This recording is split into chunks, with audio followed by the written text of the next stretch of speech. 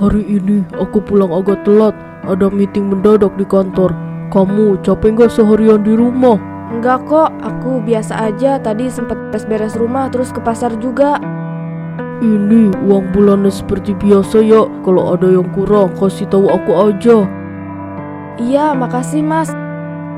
Tiap bulan aku selalu menerima uang ini dengan perasaan campur aduk. Aku bersyukur punya suami yang bertanggung jawab. Tapi di sisi lain aku juga tahu sebagian dari uang ini nggak akan benar-benar aku gunakan untuk rumah tangga kami. Aku harus menyisihkan sebagian untuk ibu, seperti yang selalu aku lakukan selama ini. Tapi ini sampai kapan?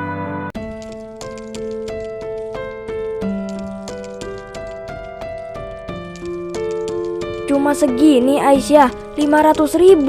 Iya bu, aku nggak bisa kasih lebih. Aku juga harus atur uang belanja di rumah. Kamu itu punya suami yang kerja bagus. Masa cuma kasih segini buat ibu? Kamu gak kasihan sama ibu? Apa kamu udah lupa siapa yang ngasih makan kamu sejak kecil? Minimal kasih itu 5 juta kek.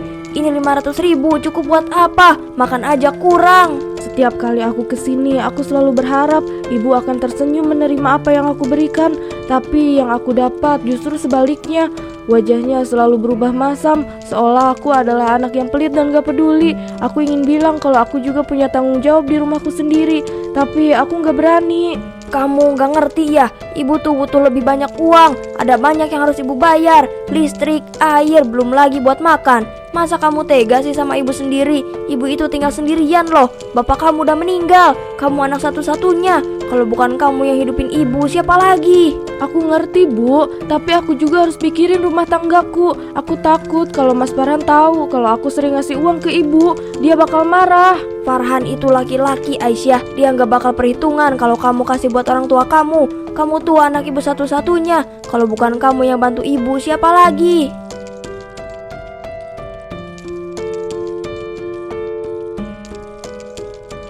Aku selalu mencoba membagi uang ini sebaik mungkin. Aku harus cukupkan untuk belanja, buat tabungan, dan buat ibu. Tapi semakin lama, semakin terasa berat. Aku tahu kalau aku terus-terusan seperti ini, aku bakal kehabisan cara untuk menutupi semuanya dari Mas Farhan. Aisyah, kamu kenapa? Dari tadi aku lihat kamu diem aja. Aku nggak apa-apa mas. Aku cuma lagi mikirin belanja besok. Kamu yakin cuma soal belanja? Uangnya cukup kan? Aku ngerasa akhir-akhir ini kamu sering banget kelihatan murung. Enggak, beneran. Aku baik-baik aja. Uangnya lebih dari cukup kok mas. Kalau ada apa-apa cerita ke aku ya. Aku nggak mau kamu ngerasa sendirian.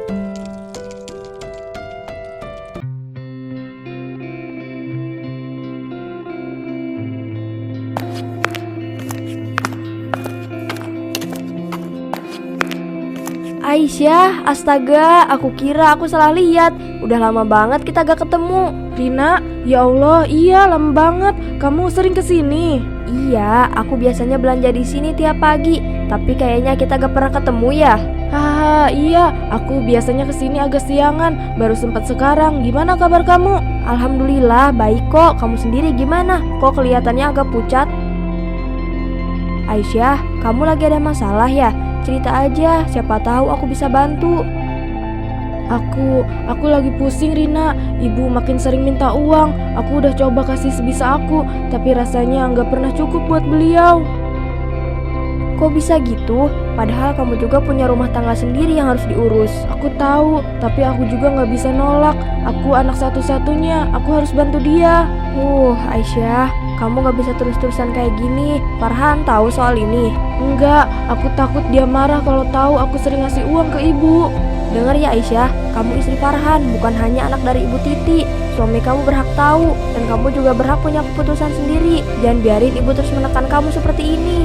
Rina benar, aku tahu aku harus bicara jujur ke Mas Farhan. Tapi aku gak siap, aku takut dia kecewa. Aku takut dia merasa aku menyembunyikan sesuatu darinya. Aku takut kehilangan keseimbangan dalam rumah tanggaku sendiri.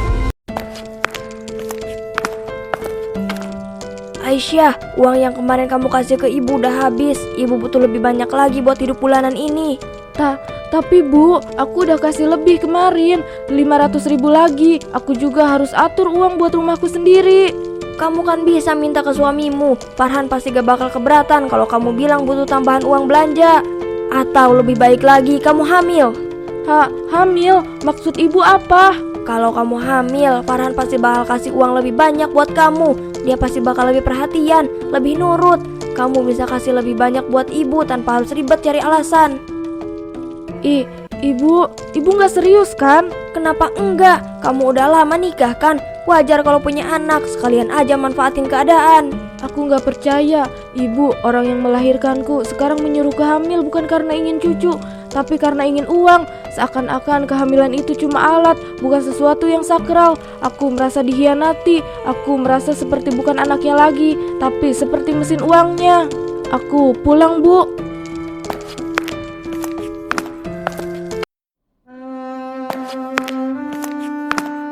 Kamu kenapa? Dari tadi aku lihat kamu diam aja. Gak seperti biasanya. Biasanya kamu selalu cerita kalau ada yang gak beres. Nggak ada apa-apa, Mas. Aku cuma lagi capek aja, banyak yang harus dipikirin. Aisyah, aku udah lama kenal kamu. Aku tahu kalau ada sesuatu yang kamu sembunyikan. Kamu gak bisa terus-terusan kayak gini, gak cerita sama aku apa yang sebenarnya terjadi. Aku gak suka lihat kamu kayak gini.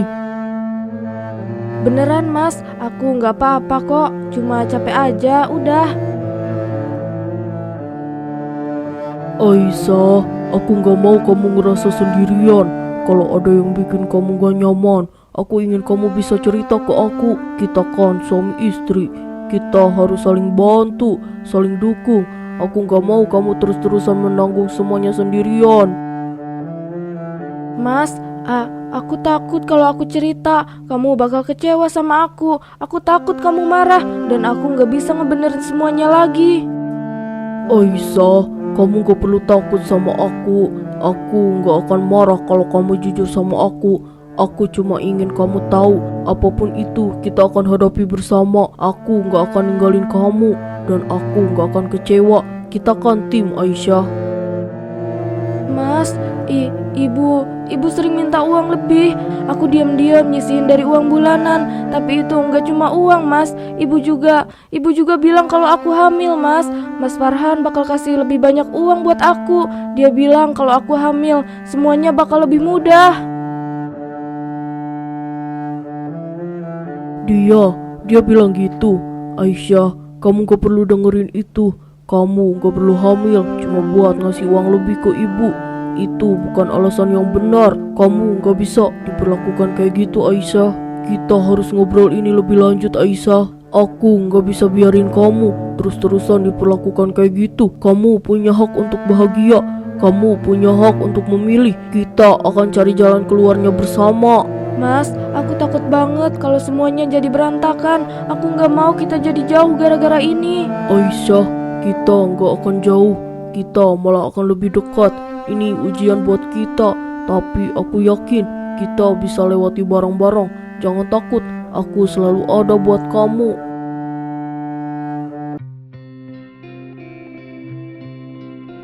Jadi ibumu nyuruh kamu hamil biar dapat uang lebih banyak dari suami. Iya, Rin, aku sendiri nggak nyangka. Aku pikir ibu cuma butuh bantuan. Aku pikir aku bisa bantu sebisa aku. Tapi makin lama permintaannya makin gak masuk akal. Aisyah, kamu sadar gak kalau ini udah kelewatan? Ibu kamu bukan cuma minta uang, tapi juga ngatur hidup kamu buat kepentingannya sendiri. Aku tahu, Rin, tapi dia ibuku. Aku nggak mau durhaka. Dengar Aisyah, nurut sama orang tua itu baik, tapi kalau udah nyakitin diri sendiri, itu bukan lagi bentuk bakti. Kamu juga punya hak buat bahagia. Kamu gak bisa terus-terusan hidup buat menyenangkan orang lain, sementara kamu sendiri tersiksa. Aku ingin percaya pada kata-kata Rina. Aku ingin bisa menolak, tapi bagaimana? Aku takut mengecewakan ibu, takut kehilangan restunya. Aku terjebak dalam perasaan bersalah yang tidak ada habisnya. Aku nggak tahu harus mulai dari mana, Rin. Mulailah dengan berani bilang enggak.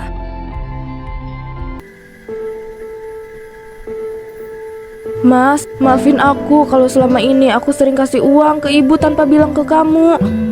Aku nggak tahu harus gimana, Mas. Aku takut nolak ibu, tapi aku juga nggak mau hidup kita jadi rusak karena ini. Sayang, aku kan udah bilang kamu gak salah. Aku gak marah sama kamu. Aku justru marah sama ibu kamu yang tega memanfaatkan kamu kayak gitu. Aku takut, Mas. Aku takut ibu gak mau lagi menganggap aku anaknya kalau aku nolak. Kamu gak hidup buat nyenengin semua orang sayang. Kamu juga berhak bahagia. Kita harus hadapi ini bareng-bareng. Nanti aku akan temui ibu buat bicara ini baik-baik ya sayang. Untuk pertama kalinya aku merasa tidak sendirian. Aku merasa ada seseorang yang benar-benar melindungiku, yang mengerti betapa beratnya beban ini. Dan mungkin sudah saatnya aku belajar untuk melindungi diriku sendiri.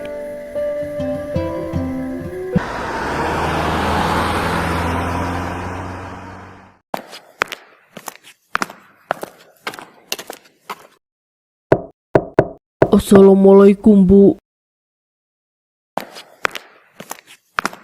Waalaikumsalam. Ngapain kamu kesini? Saya mau bicara Bu tentang Aisyah. Kenapa? Kamu mau marahin ibu gara-gara anakku ngadu ke kamu? Saya nggak marah Bu. Saya cuma mau jelasin kalau Aisyah sekarang merasa tertekan. Dia sayang sama ibu, tapi dia juga punya kehidupan sendiri. Dan saya sebagai suaminya gak mau lihat dia terus-terusan sedih karena merasa terbebani.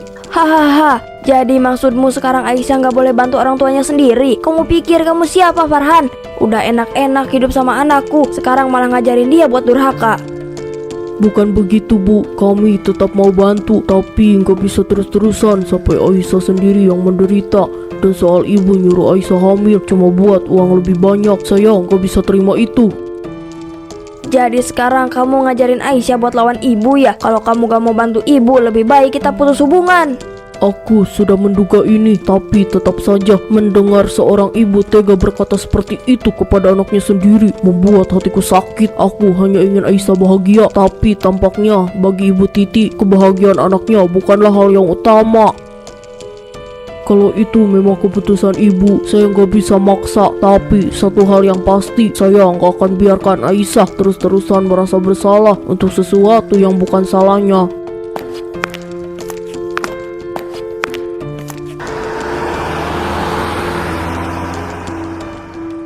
Aku tahu suatu saat ini akan terjadi. Aku tahu jika aku mulai berkata tidak, pasti akan ada konsekuensinya. Tapi aku gak pernah membayangkan rasanya akan sesakit ini.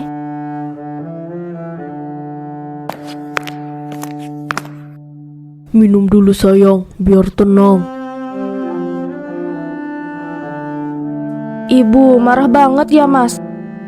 Iya, dia bilang kalau kita nggak mau bantu lebih banyak, lebih baik putus hubungan. Aku ingin marah, aku ingin berteriak, tapi yang aku rasakan sekarang justru adalah kelelahan. Seakan-akan selama ini aku berjuang sendirian untuk sesuatu yang tidak pernah cukup. Jadi segitu aja nilai aku buat ibu ya. Kalau aku nggak bisa kasih uang lebih banyak, aku bukan anaknya lagi. Kamu bukan anak durhaka sayang. Justru selama ini kamu terlalu baik. Kamu selalu mikirin orang lain sampai lupa mikirin dirimu sendiri. Ya udah yuk kita masuk, udah mau maghrib nih, gak bagus di luar.